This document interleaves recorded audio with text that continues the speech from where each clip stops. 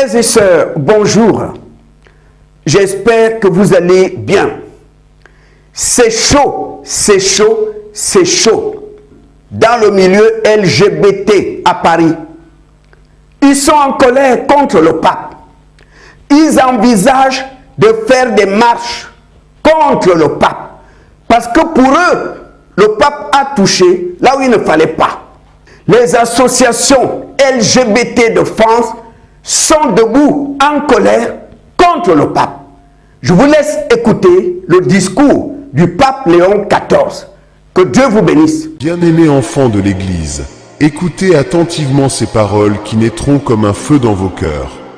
Le mariage ne peut jamais être entre deux hommes ou deux femmes. Oui, je le dis clairement et sans crainte. Le mariage est, et sera toujours, l'union sacrée, indissoluble, féconde et stable entre un homme et une femme. Et je sais bien que cette affirmation suscite débat, colère et critique dans les églises et sur les écrans du monde entier.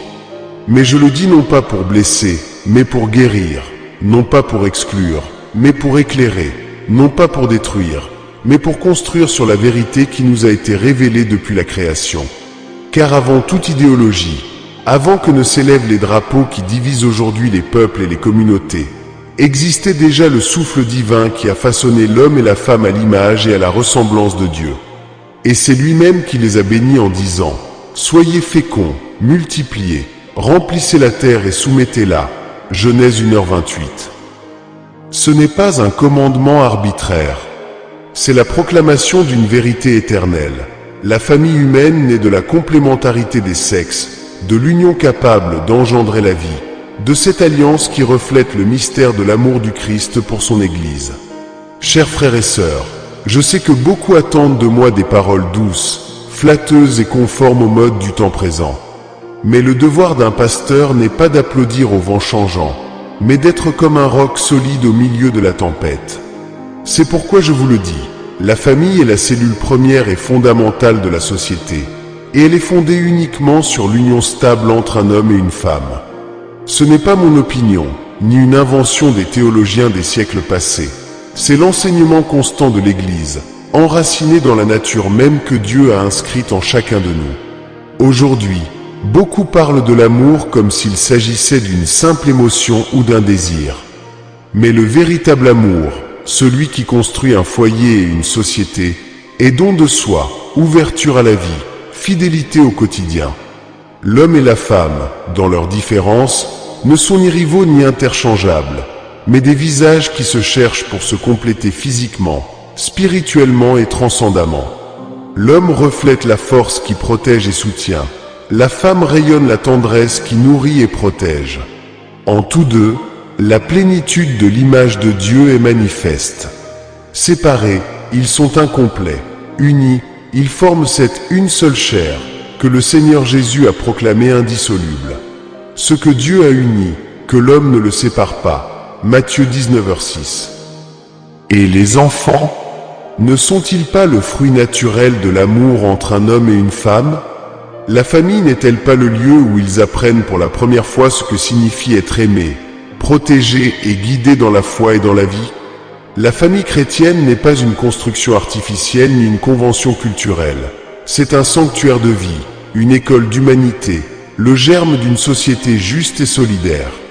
Je sais que beaucoup, surtout au sein de la communauté LGBTI, perçoivent ces paroles comme une condamnation. Mais écoutez bien, je ne vous condamne pas, je ne juge pas vos âmes. Je proclame seulement la vérité que j'ai reçue en héritage apostolique. Le mariage est un sacrement institué par le Christ et en tant que tel, ne peut être redéfini au gré des caprices du moment. Cela ne signifie pas que nous nions votre dignité. Non. Chaque personne, quelle que soit son orientation ou sa situation, est infiniment aimée de Dieu et appelée à la sainteté. Mais le véritable amour ne consiste pas à tolérer la confusion, mais à montrer le chemin qui mène à l'épanouissement. Je comprends que beaucoup soient blessés par ces paroles. Et je porte moi-même cette douleur dans mon cœur. Car un berger souffre quand ses brebis s'égarent, quand il les voit blessées ou désorientées. Mais ma douleur serait plus grande si, par crainte de blesser les autres, je gardais le silence sur la vérité et laissais mes frères s'égarer dans des sentiers obscurs. C'est pourquoi je vous le dis de tout cœur. L'Église ne peut et ne pourra jamais bénir des unions qui ne sont pas conformes au dessein divin du mariage. Non pas par manque d'amour, mais parce que ce serait une trahison de l'Évangile. Mais je ne veux pas que ces paroles soient vécues comme un mur infranchissable. Au contraire, elles sont une invitation à regarder plus haut, à chercher dans le Christ la source d'un amour qui guérit et transforme. Personne n'est exclu de la miséricorde de Dieu. Personne n'est au-delà de son pardon. Personne n'est privé de la possibilité de vivre une amitié sincère avec le Christ, même au cœur des luttes et des faiblesses. L'Église ouvre ses bras à tous, telle une mère. Et ses bras accueillent aussi les fils et les filles qui éprouvent une attirance pour les personnes du même sexe. Ce que l'Église ne peut pas changer, c'est la nature du sacrement du mariage. Mais elle peut et doit accompagner, accueillir, écouter et proposer des chemins de foi, de prière et de communauté. Mes enfants, je sais que beaucoup d'entre vous ont comparé ma voix à celle de mon bien-aimé prédécesseur, le pape François. Certains disent qu'il a ouvert les portes, et maintenant je les ferme. D'autres affirment qu'il a fait preuve de miséricorde, et maintenant j'apporte la dureté.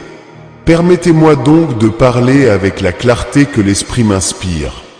François, homme au grand cœur, a cherché à rapprocher l'Église des marges, à construire des ponts là où il y avait des murs, à apporter des paroles de réconfort là où il y avait des blessures. Personne ne peut nier son désir sincère de montrer le visage compatissant du Christ à ceux qui se sentaient éloignés. Et en cela, frères et sœurs, il y a la vérité, car l'Évangile est toujours invitation, toujours miséricorde, toujours accueil. Mais je dois vous dire une chose avec audace, la miséricorde ne peut jamais être séparée de la vérité. Une miséricorde qui bénit ce que Dieu n'a pas béni cesse d'être miséricorde et devient tromperie. Une Église qui confond tendresse et concession trahit l'Évangile qui lui a été confié. Je ne viens pas contredire mon prédécesseur, mais compléter la mission de l'Église, en rappelant que l'amour ne peut exister sans vérité. Si François, dans sa charité, a fait preuve d'accueil à l'égard de la communauté LGBTI, je dois affirmer que de tels gestes ne peuvent en aucun cas conduire à une redéfinition du mariage, ni à une confusion des fidèles quant à la nature du sacrement. L'apôtre Paul l'a dit avec fermeté, « Si je voulais encore plaire aux hommes, je ne serais pas serviteur du Christ. » Galaten 10.